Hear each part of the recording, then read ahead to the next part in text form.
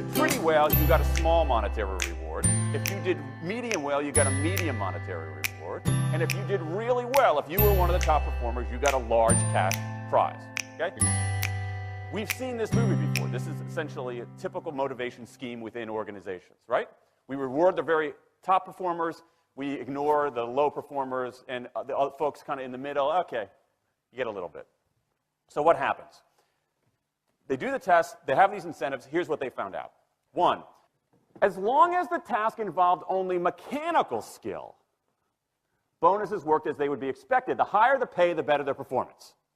Okay, that makes sense. But here's what happens. But once the task called for even rudimentary cognitive skill, a larger reward led to poorer performance.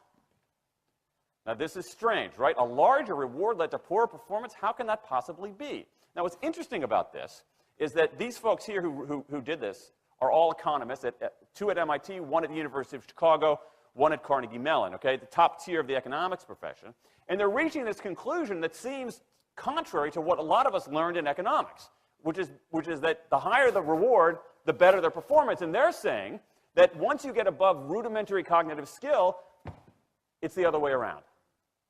Which seems like this kind of, the idea that... This is one of the most robust findings in social science, and also one of the most ignored. I spent the last couple of years looking at the science of human motivation, particularly the dynamics of extrinsic motivators and intrinsic motivators. And I'm telling you, it's not even close. If you look at the science, there is a mismatch between what science knows and what business does.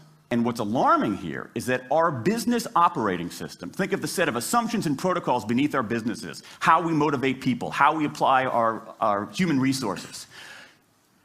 It's built entirely around these extrinsic motivators, around carrots and sticks.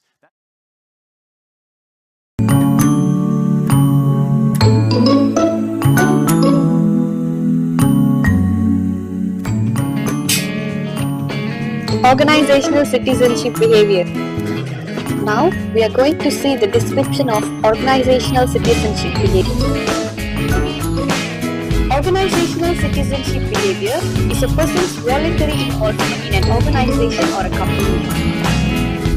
It finds that organizational citizenship behavior is also known as the perspective that employees have whereby they extend their behaviors beyond the normal duties of their position. This type of corporate citizens are essential for a company's personal growth. The employee who believes in a good organizational citizenship is one who has an eye out for the company's best interests at all times. The forms of organizational citizenship behavior are assisting co-workers, working for the future, and being a company representative. Now, we are going to see the viewpoint of organizational citizenship behavior. Now, let us see the 5 common types of organizational citizenship behavior.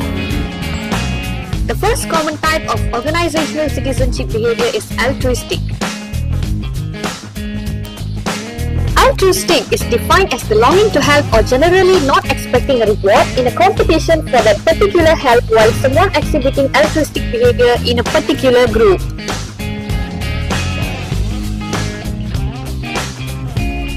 The related example for altruistic is an employee who drives his or her colleague to work when their car had broken down without expecting any reward. The next common type in organizational citizenship behavior is courtesy. Courtesy is known as a behavior which is being polite and courteous and considerate towards the people. A perfect related example for this is inquiring about the personal subject. The third one is sportsmanship. Sportsmanship is defined as exhibiting no negative when something does not go as planned. Related example for sportsmanship is an employee who submits their proposal to their superior may be expecting it to be well received. Next is consciousness. Uprightness is characterized as conduct that recommends a sensible level of staff control. Related example for this is an employee planning ahead to ensure that they and their co-workers do not overwhelm in their work.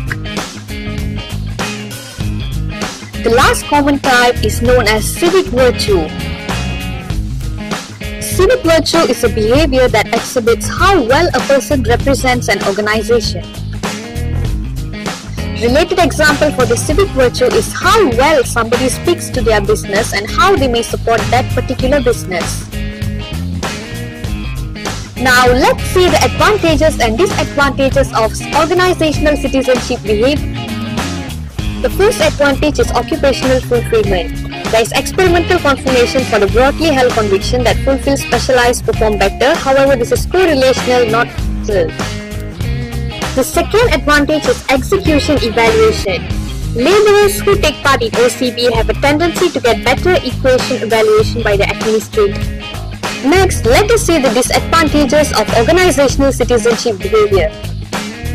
The first disadvantage is criticalness. Hierarchical citizenship conviction urge a worker to perform undertakings that she doesn't need to perform, regardless of the possibility that you don't give her an extra reward for doing an assignment or not performing it. The second disadvantage is helping co-workers. At the point when a representative feels like a national of the organization, he likewise feels that his collaborators are his kindred natives. And finally, let's come to the conclusion. Organizational citizenship behavior should be highly encouraged because this is reflected in reduced costs and increased profitability at the organizational level. It is also socially desirable class and it is also known to strip away any biases or any attributes.